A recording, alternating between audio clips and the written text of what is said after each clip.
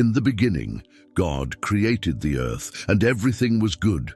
The mountains rose majestically, the rivers flowed in harmony, the forests grew strong, and all living beings coexisted in perfect peace. The Creator looked upon his work with satisfaction, for everything reflected his goodness.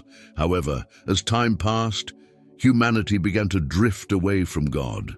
Wickedness and corruption spread across the earth, and people forgot the divine teachings that were meant to guide them toward a virtuous life. Human actions became perverse, selfishness dominated their hearts, and respect for creation was lost.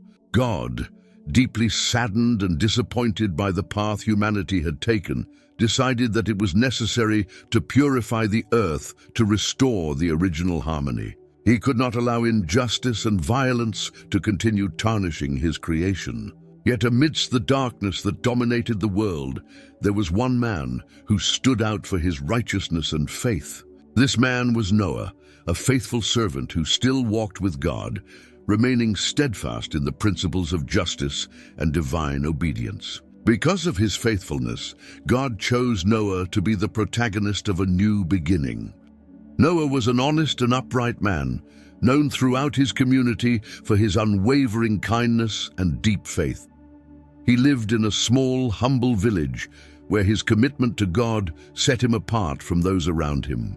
His neighbors, however, were consumed by wickedness, indulging in violence, greed, and every manner of depravity. They openly mocked Noah's faith, ridiculing his devotion and scornfully rejecting the path of righteousness. Yet Noah remained steadfast, choosing to live a life of integrity. While others descended into moral chaos, he worked the land, providing for his family and teaching his children to follow God's commands. In the midst of this moral decay, Noah's home was a place of peace and order, a sanctuary from the corruption that tainted the world around him.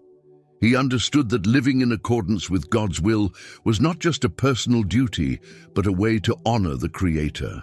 Each day, as he tilled the soil and sowed seeds, Noah also nurtured the spiritual seeds of faith within his family, ensuring that God's teachings would not be forgotten, even in a world that had turned its back on him. Then one fateful morning, as Noah worked in the fields, a voice from the heavens called out to him. It was God. "Noah," the voice said, "I have seen the wickedness that has overtaken the earth. Humanity has strayed far from my ways, and the time for judgment is at hand. I will bring a great flood to cleanse the earth of this corruption.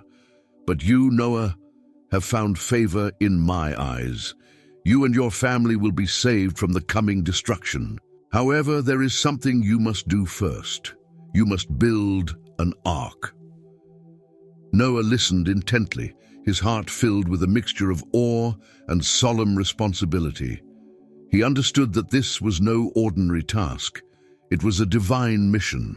The ark would be a vessel of salvation, not only for his family, but for the animals that God would send to him, preserving life for the world to come. Though the task seemed monumental, Noah's faith in God was unshakable. He knew that no matter how daunting the challenge, God would provide the strength and guidance to fulfill his will. Noah was stunned by the command he had received.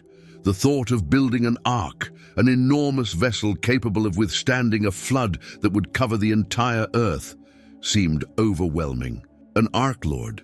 How will I do this?" he asked, his mind racing with questions. But God, in his wisdom, provided Noah with clear and detailed instructions. The ark was to be built from cypress wood, strong and resilient, able to endure the coming storm. It was to be long, wide, and tall, with specific measurements given by God himself. The ark would need compartments for storing supplies and sheltering the animals, and it would be covered to protect those inside from the relentless waters that would soon flood the earth. God then revealed the gravity of what was to come. He spoke of a great flood that would sweep across the entire world, destroying everything that lived. Every creature, every plant, and every human, except for those who took refuge in the ark, would be wiped out. The flood would be a divine judgment, cleansing the earth of its corruption and evil. Yet in the midst of this destruction, Noah and his family were chosen to survive, to be the seed of a new beginning. Noah, though overwhelmed by the enormity of the task, accepted the mission with unwavering faith. He understood that while the challenge was monumental, he was not alone in this endeavor. God was with him, guiding him every step of the way. Noah knew that his trust in God would give him the strength to overcome any obstacle. His heart was filled with a sense of purpose and divine responsibility. From that day forward, Noah set about preparing for the construction of the ark. He began gathering the materials God had specified: strong cypress wood, tools, and supplies. Despite the mockery and disbelief of those around him, Noah remained focused. He knew that building the ark would be a colossal task, requiring great effort and perseverance, but he trusted fully in God's plan. Each day as he worked, Noah reminded himself that he was not just building a vessel, but a lifeline, one that would preserve his family and the creatures of the earth from the coming flood. Noah's faith was his greatest tool. He did not question or doubt the mission, for he knew that if God had called him to this task, he would also equip him with the means to accomplish it. Years went by, and Noah worked tirelessly day after day. Alongside his sons, Shem, Ham, and Japheth, he began the monumental task of building the ark. The sound of hammers striking wood echoed throughout the village, while the massive structure slowly took shape under the skeptical eyes of the townspeople. Noah's neighbors gathered around, watching in disbelief, shaking their heads and laughing at what they believed to be a fool's errand. "Noah, you're out of your mind," they jeered. "Why waste your time building this massive boat? There's no flood coming. You're crazy." But Noah, steadfast in his mission, paid no attention to the mockery. His faith in God was unshakable, and with every plank he nailed in place, his resolve grew stronger. He understood that he was working not just on a physical structure, but on a divine project, one with a purpose far beyond the comprehension of those who ridiculed him. This was a test of faith, and Noah embraced it fully. Throughout the construction, Noah also continued to spread God's message of repentance. He spoke of the impending flood, urging people to turn from their wicked ways and embrace faith before it was too late. But few, if any, took his words seriously. The people were too consumed by their own lives, too blinded by their disbelief to recognize the warning before them. They laughed at the idea of a flood, certain that the world would continue as it always had. Meanwhile, the ark grew into a towering structure, a massive symbol of hope and obedience. Its enormous frame stood as a testament to Noah's faith and God's promise. With every beam laid, Noah's dedication deepened, for he knew that this ark would be the vessel that carried his family and all of creation's future. It would become a refuge, not only from the physical waters of the flood, but also from the moral decay that had overwhelmed the earth. As the years passed, Noah's hands grew rough from the labor, but his heart remained soft and open to God's guidance. His sons worked alongside him, equally devoted to the task, knowing that the future of humanity and all living creatures depended on the completion of this ark. Together they persevered, despite the scorn of the world around them. The ark stood as a monument to Noah's unwavering obedience, a silent witness to the coming storm and the faith that would carry him through it. At long last, the day arrived when God instructed Noah to begin gathering the animals. The time for the flood was drawing near, and Noah knew the task ahead was not just about his family's survival, but the preservation of all living creatures. God gave Noah detailed instructions, specifying that a pair of each species, male and female, should enter the ark. Noah and his sons set out across the region, carefully following God's orders. With patience and dedication, they began capturing the animals, even as the people around them continued to laugh and mock their efforts. Despite the ridicule, something extraordinary began to happen. The animals, as if guided by an unseen force, started arriving. Noah watched in awe as they approached the ark. Majestic lions with their golden manes, towering elephants moving with grace and power. Brightly colored birds filling the sky with their vibrant plumage, and even the small creatures, such as rabbits and rats, scurrying in from the fields. Every corner of creation was represented, from the beasts of the land to the birds of the air, each species coming in perfect pairs. It was a magnificent sight to behold. Noah stood at the entrance of the ark, his heart swelling with a mix of emotions. There was joy and wonder in seeing the rich diversity of God's creation, each animal a unique masterpiece of life. But there was also a deep sense of responsibility. Noah understood the gravity of the situation. He was not merely saving these animals from a flood. He was ensuring the continuation of life on Earth. The future of every species depended on the success of this mission. As the animals entered the ark, orderly and calm, it was as though they too sensed the importance of what was happening. The lions did not roar, the wolves did not howl, and even the most timid creatures moved with purpose. It was a scene of perfect harmony, as if nature itself was aligning with God's plan for salvation. Yet while this incredible event unfolded, the people watching remained blind to its significance. They scoffed at the sight of Noah leading animals into the ark, unable to comprehend the warning that was right in front of them. Noah continued to preach, reminding them of the coming flood and urging them to repent, but their hearts were hardened. They refused to believe that their world could be so close to destruction. For Noah, this was bittersweet. He had done all he could to warn his fellow man, but their rejection of God's message weighed heavily on his heart. Still, his faith remained unshaken. With the ark nearly complete and the animals safely inside, Noah knew that he had fulfilled his duty. Now all that remained was to trust in God and prepare for the rain that would soon fall from the heavens. After many long months of relentless work, the ark was finally complete. Its towering structure stood as a symbol of Noah's faith and obedience. The time had come for Noah and his family to enter the ark.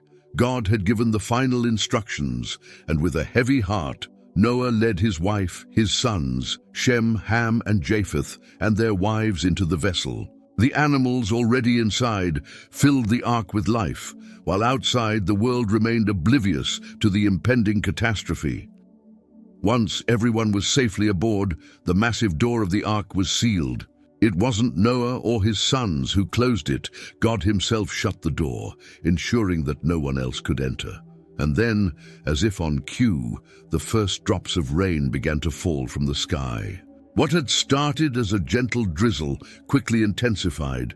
The once clear sky darkened, heavy clouds gathering overhead, and soon rain began to pour in torrents, drenching the earth. At first, the people outside were confused.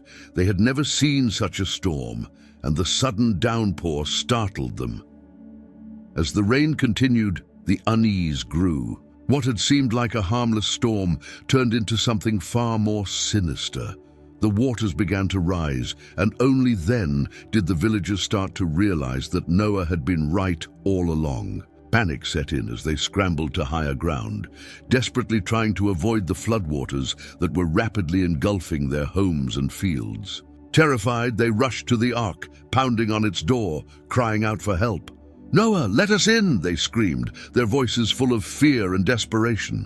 They begged for mercy, pleading to be saved from the rising waters. But Noah, standing inside the ark, knew that there was nothing he could do. The door was sealed not by human hands, but by the divine hand of God. It was an irrevocable decision. With a heavy heart, Noah prayed for the people outside. He also understood that this was God's judgment. The time for repentance had passed, and now the flood was sweeping across the land, purging the earth of its wickedness. As the rain poured down in relentless sheets, Noah and his family could hear the cries, and pounding from outside grow weaker and weaker until they were finally drowned out by the roar of the floodwaters. Inside the ark, Noah remained steadfast in his faith. He knew that while the world outside was being washed away, God had a purpose for the flood. This was not just an act of destruction, but a necessary cleansing to restore balance and righteousness to the earth. Noah trusted in God's plan, knowing that through the storm, a new beginning awaited them. As the floodwaters rose higher and higher, lifting the ark from the ground and carrying it across the vast expanse of water, Noah and his family were safe. As the relentless rain poured down, the rising waters transformed the once familiar landscape into a chaotic sea. Tall, majestic trees disappeared beneath the waves, and the villagers' homes were swallowed by the flood. In a matter of days, everything was submerged, and the world they knew vanished under the torrent of rain and rushing waters. Inside the ark, Noah and his family were safe, protected from the devastation outside. They could hear the storm's roar, the rain pounding against the wooden structure, and the cries of those who had mocked Noah's faith. Though safe, the situation outside was desperate, with the rain continuing for 40 days and nights, covering even the highest mountains. The world as they knew it was being washed away, taking with it the lives of countless people and animals. Weeks passed, and Noah and his family remained inside the ark, surrounded by an endless expanse of water. Although the ark swayed gently on the waves, Noah held firm in his faith, trusting that God would fulfill his promise. The uncertainty weighed on them, but Noah believed that the storm would pass and that the earth would be restored. To check if the land had re-emerged, Noah released a dove into the sky. When it returned empty-handed, disappointment set in, but Noah did not lose hope. Days later he sent the dove again, and it returned with an olive leaf. This was a sign that the land was recovering and life would return. As the floodwaters receded, the ark eventually came to rest on Mount Ararat. Noah and his family stepped onto solid ground, filled with emotions. They had survived and were ready to rebuild their lives in this transformed world. Noah knelt, offering a heartfelt prayer of gratitude to God for his protection and mercy throughout the ordeal. God then established a new covenant with Noah, promising never to destroy the earth with water again. As a sign of this covenant, God placed a rainbow in the sky, a symbol of hope and renewal for all future generations. This rainbow would forever serve as a reminder of God's promise, assuring humanity of his enduring love and commitment. Noah and his family embraced their new life, cultivating the land and rebuilding their home.